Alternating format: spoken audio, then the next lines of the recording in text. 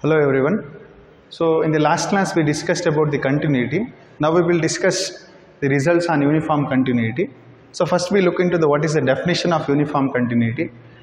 Before we go into the uniform continuity, let us know what exactly continuity is. See, while discussing continuity, this is the definition what we had observed. F of x is said to be continuous at a point C, where C must be the limit point in the domain of the F. C must be the limit point, that should be noted. And for give me any epsilon positive. So I will find a delta. If you throw me an epsilon, I will find a delta such that f of x minus f of c is less than epsilon whenever x minus c is less than delta. That's what we had observed in the definition of continuity. But in uniform continuity, what we look into is Cauchy sequences will be mapped to the Cauchy sequences. That means whenever the distance between x and c is very small, then f of xn minus f of c will be very small, irrespective of any Cauchy sequences. Okay, that's what we are trying to find, and that's what here I mentioned. Here we are trying to find, we are trying to approximate the value of that function in the neighborhood of C, and there is a restriction to choose the points in the domain of F. You must choose, you must stand near C and you should find the point around the C. But here there is no such restrictions. Restriction in the sense, see, we say f is said to be uniformly continuous. A function f is said to be uniformly continuous if, same definition, it looks same as, or else it looks something same, but there is one difference here. See, in the continuity here we used to stress, given epsilon greater than 0, there exists a delta. It depends upon x and epsilon. This delta depends upon where you stood in the domain, where your function is defined, f of x, and it depends upon the epsilon what else you had given to me. So delta is a function of x as well as epsilon. So likewise f of x, then everything is same, minus f of y is less than epsilon whenever x minus y is less than delta. But here for uniform continuity,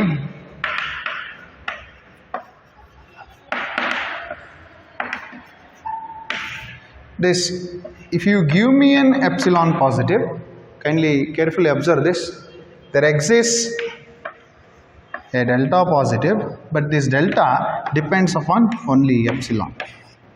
It does not depend upon the position, that is x, where you are, such that f of x minus f of y is less than epsilon whenever x minus y is less than delta. That must be chosen. So here, that's what I mentioned here. If x1 and x2 are in the interval I, then for all epsilon greater than 0, that means for every epsilon that you are giving to me, there must exist a delta which is a function of epsilon, such that f of x minus f of y is less than epsilon whenever x minus y is less than delta. There are some important remarks which we can think about while encountering some problems. If f is uniformly continuous, then it is continuous. However, the converse need not be true. In the sense, if f is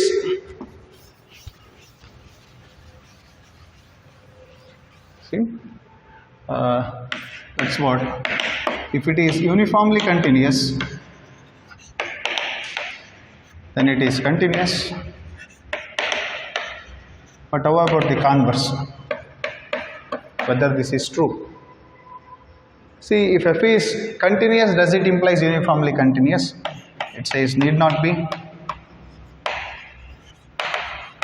Need not be true. I will try to give an example, couple of examples now only.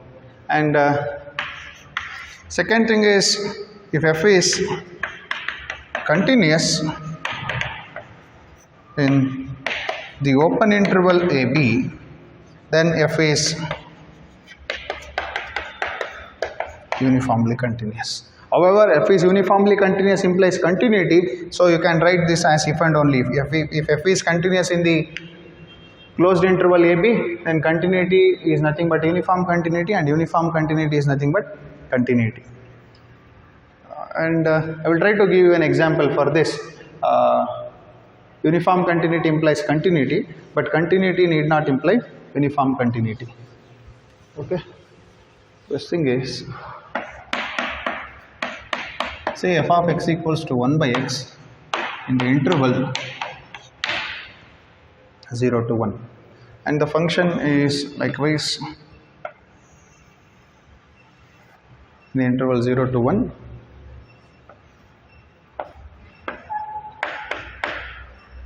That's what we had figured out here, from 0 to 1. So now, however small distance you choose, if I choose x1 equals to some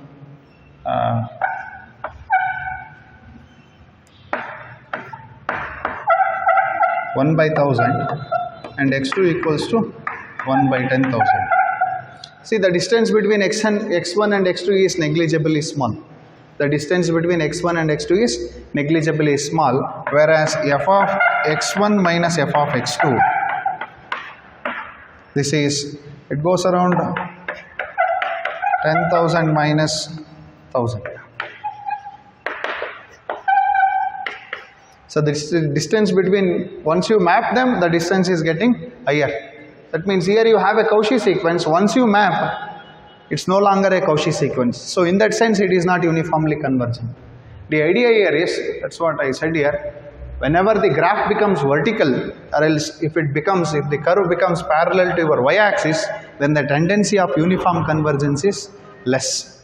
That means it may not be uniformly convergent. To be very precise, f of x is equals to 1 by x. This becomes vertical in the sense the graph goes parallel to y-axis. So that makes that y to be given function to be not uniformly continuous. On the similar way, we can think about tan x. See, tan x, if you just think about this, it's periodic with periodicity pi. So this goes and the graph is vertical and it's becoming parallel to y-axis. That's why this function is not uniformly continuous. The similar way, you can think about y is equals to x square. I will forward you the notes. You can just look into that. Y is equals to x square will also in the same fashion, it is not uniformly continuous. So whenever the graph goes vertical, you cannot predict, you cannot think about that will be a uniform continuous function. So it won't be, if the graph goes vertical, you just tick that option, it is not uniformly continuous. In the sense, it must be parallel to y-axis. So here I have some examples which I used by, I proved these things by using the definition of the uniform continuity. It says, show that f of x is uniformly continuous on whole of your R. Here you can say, what is f of x minus f of y? It is sin x minus sin y, sin c minus sin d formula. It is, again you will get 2 cos c plus d by 2 into sin c minus d by 2 within that modulus. And this is equals to 2 into modulus of cos of x plus y by 2 into sin of x minus y by 2.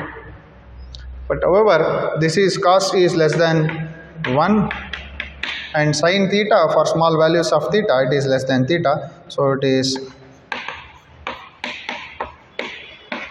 is equals to x minus y. Say this is equals to epsilon and this is equals to delta. That is f of x minus f of y, it is less than x minus y, which is epsilon. That is f of x minus f of y is less than epsilon whenever x minus y is delta. Is the idea is clear? So in the sense, this f of x is equals to sin x is uniformly continuous on R. Or what are the values, what all the values you can choose irrespective of x and y, this is valid on R. Similarly, you can just think about cos x. Cos x is uniformly continuous on R. Idea is clear? Kindly try to prove f of x is equals to cos x is uniformly continuous on R. Later on we will just think about in the next class we will prove some more results that will reflect how to think about the uniform convergence while answering in the competitive exams. Next is f of x is equals to x. See, this is uniformly continuous on R in the sense f of x minus f of y, it is equals to x minus y. Say this is equals to epsilon, and delta is same way as we did. So for all epsilon greater than 0, there exists a delta positive such that f of x minus f of y is less than epsilon. That's what here we need to think about. So an important remark is y is equals to x is uniformly continuous, x square is not uniformly continuous, x cube is not uniformly continuous, x to the power 4 is not uniformly continuous on R. Whereas this is uniformly continuous, these are not. And sin x, cos x is uniformly continuous, but their quotient tan x is not uniformly continuous. So there are many other ways to think about all these things. In fact, you just think about this by using the definition, try to show sin x square is not uniformly continuous over R.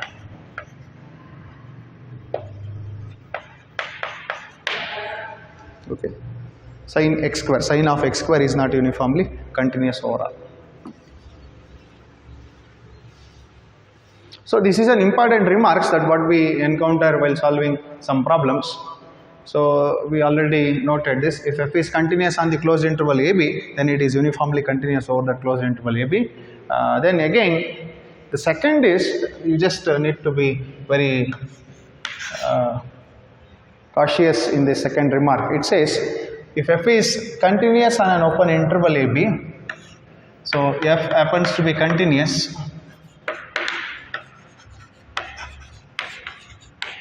You see, I didn't mention on the closed interval, because if it is closed and bounded on the compact set, definitely it will be uniform continuous. Or else if you define that continuity over the compact set, it will be uniform continuous. But if you just think about an open interval, then how to check about this? And this is bounded where a and b are finite. A and b are finite quantities. So in that way, how to think about the continuity of this, uniform continuity of this function? Given f is continuous on the open interval AB, where a and b are finite values, then how to think about the uniform continuity? See, first thing is, if f is defined, let me think in this way. If f is a function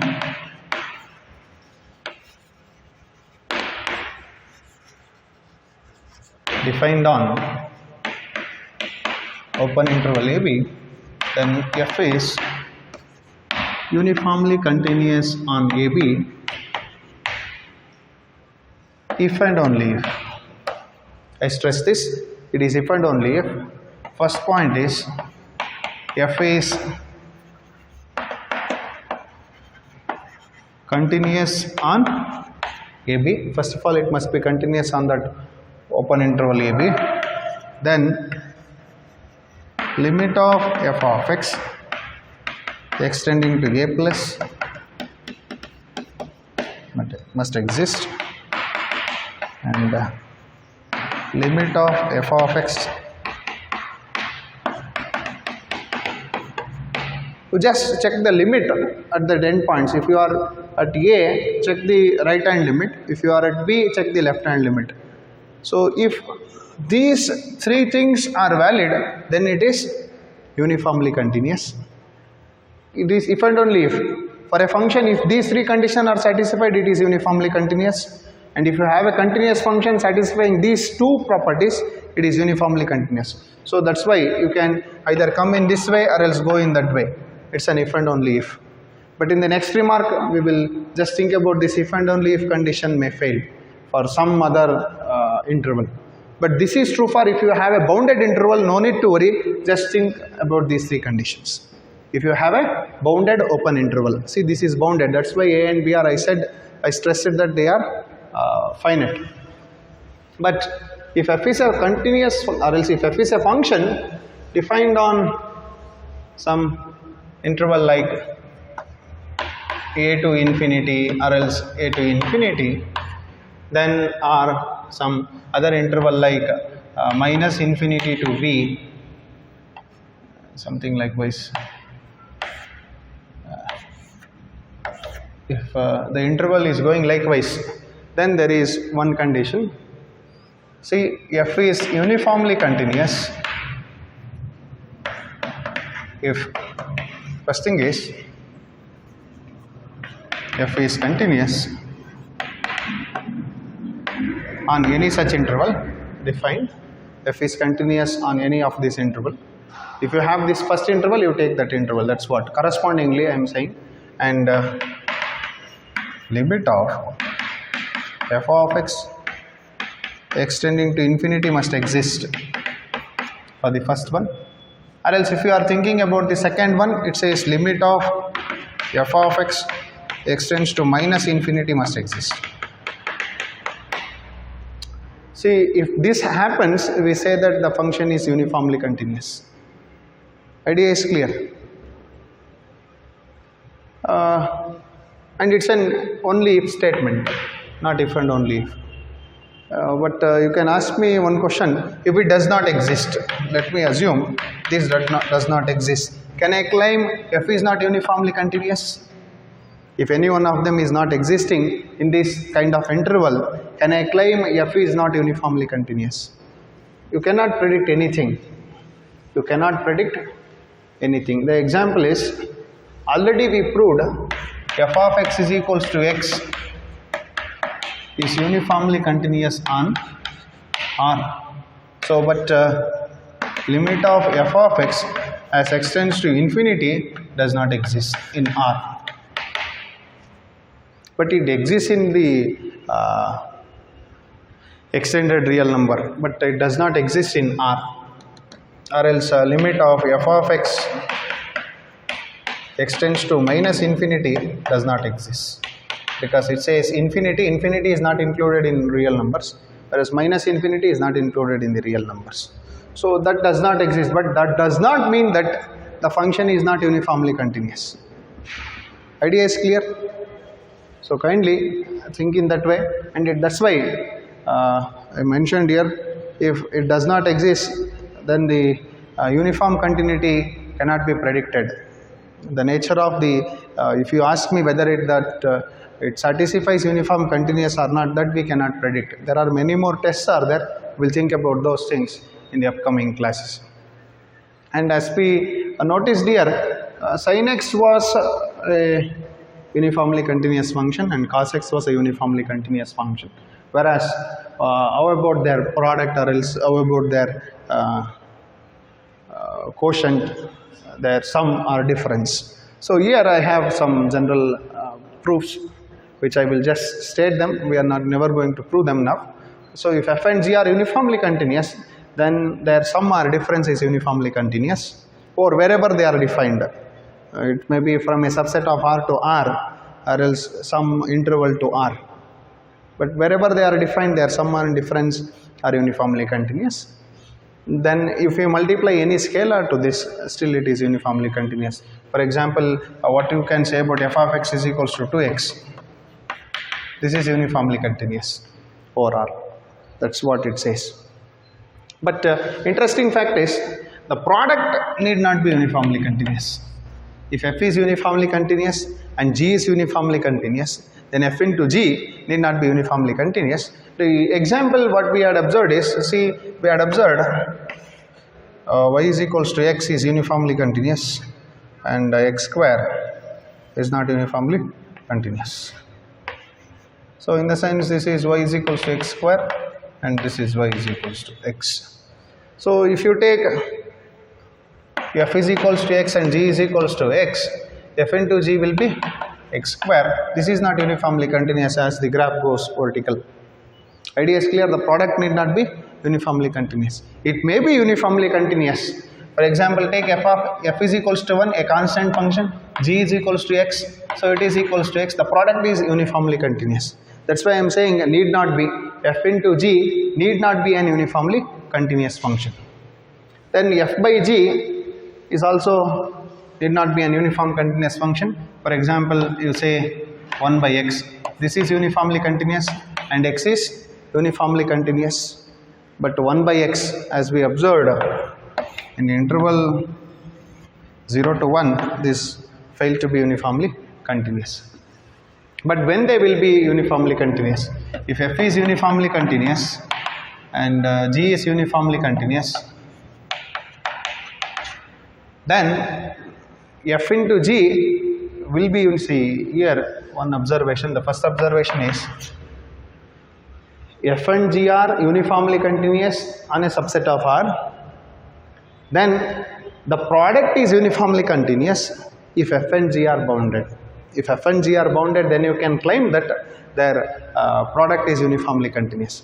The second point is, once you come about the reciprocal function, if g is unbounded, I am saying g is unbounded on the domain where else you are defining, that is S is said to be the domain of that g, g's need to be unbounded, then 1 by g is uniformly continuous on the set S. This idea is clear?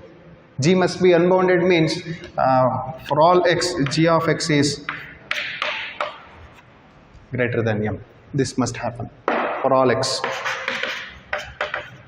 domain of S. So that is about your reciprocal and the quotient of your uniform continuous function. And this thing is composition of two functions, whether they are uniformly continuous, whenever f and g are uniformly continuous. See here, f is an uniformly continuous function and g is an uniformly continuous function, and look to this, the domain is f composition of g, codomain of g is S, and it is in the domain of f. So your f composition g is well defined.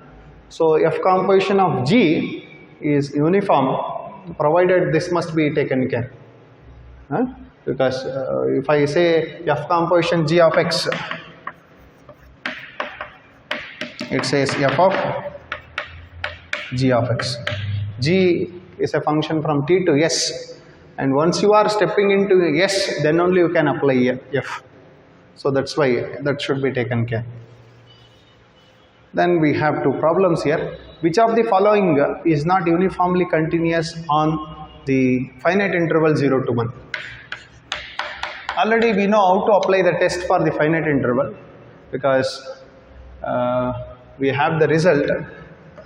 First thing is 3 points we need to consider. F of x need to be continuous on 0 to 1.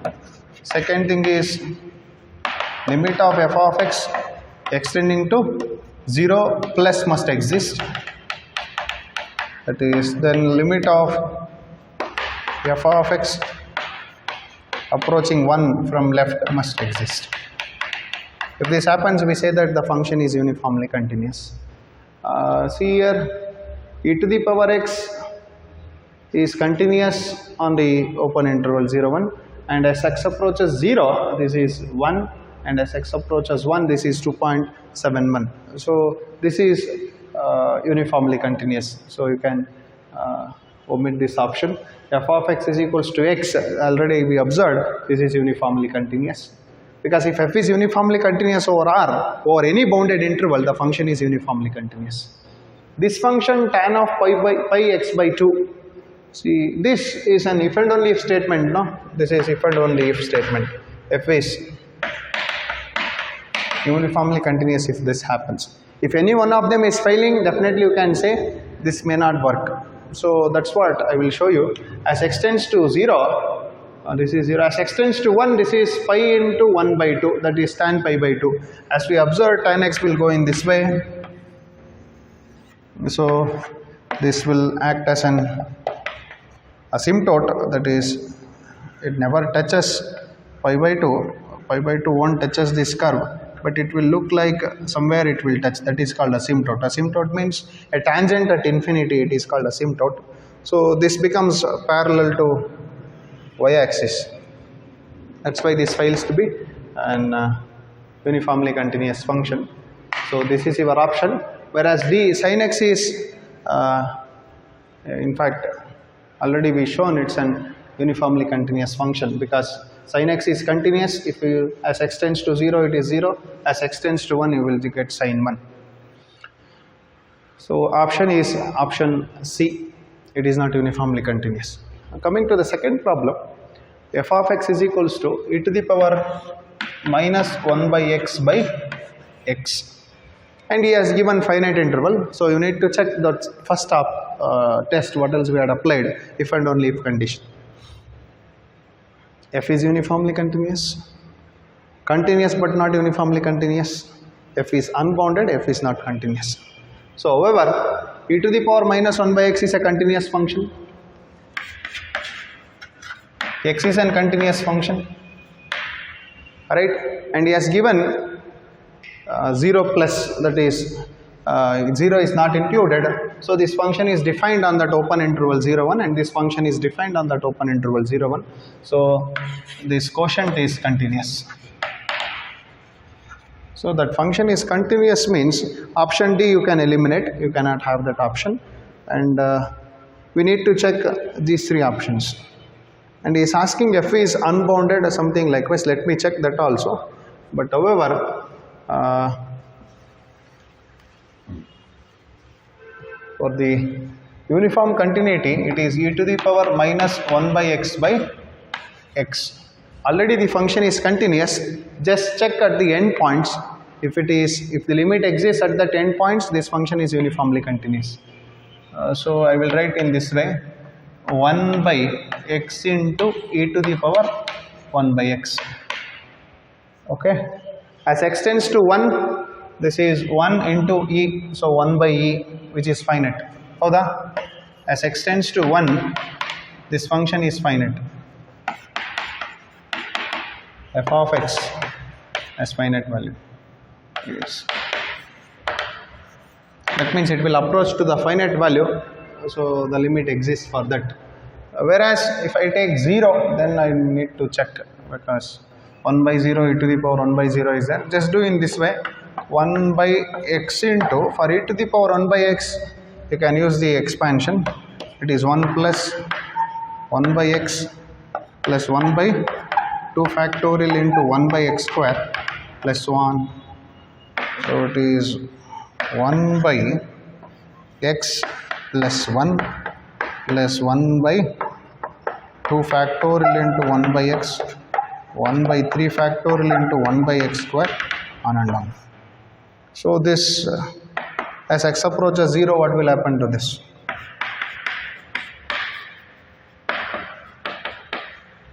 See, if x approaches to 0, this is 0, this is 1, and this is infinity, and this is infinity.